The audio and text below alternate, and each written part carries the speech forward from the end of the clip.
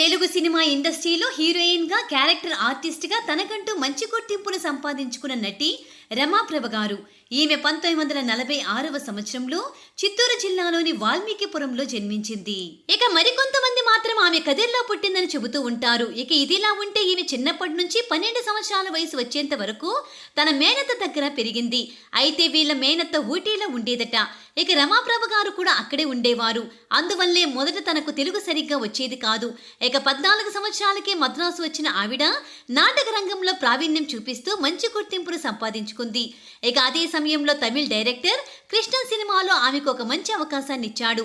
ఇక లెజెండరీ నటుడైన పద్మనాభం గారు లీడ్ రోల్లో వచ్చిన చిలకా గోరింక సినిమాలో పద్మనాభం గారికి జోడీగా నటించి మెప్పించింది. ఇక దానికి తోడుగా పద్మనాభం గారు రమాప్రభ గారు జోడీ చాలా సంవత్సరాల పాటు తెలుగు స్క్రీన్ మీద అలరిస్తూ వచ్చిందని చెప్పాలి. ఇంకా దానికి తోడుగా అల్లు రామలింగయ్య గారు, రాజ్బాబు గారు కూడా రమాప్రభ గారితో చాలా సంవత్సరాల పాటు కాంబినేషన్ మెయింటైన్ చేస్తూ స్క్రీన్ మీద వీళ్ళు కనపడగానే నవ్వులు పువ్వులు పూయించేవారు. అల్లు రామలింగయ్య గారు రమాప్రభను చూస్తూ ముత్యాలు వస్తావనే సాంగ్ కూడా పాడారు అంటే ఆమె అందంతో ఎలా మ్యూజిక్ చేసిందో మనం అర్థం చేసుకోవచ్చు.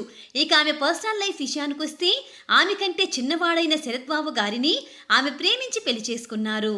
ఇక మధ్యలో వచ్చిన వివాదాల కారణంగా వాళ్ళు విడిపోయారు. ఇక ప్రస్తుతం ఆమె అడపాదడపా సినిమాలో నటిస్తూ ముందుకు సాగుతున్నారు. ఇక ఒకానొక టైంలో ఆమె నమ్మిన వారే ఆమెను మోసం చేశారు. ఇక ఆమెకు తినడానికి కూడా తిండి లేని సమయంలో డైరెక్టర్ పూరి జగన్నాథ్ ఆమెకు మంత్లీ కొంత అమౌంట్ ఇచ్చి సహాయం చేస్తున్నారని స్వయంగా ఆమె చెప్పడం విశేషం.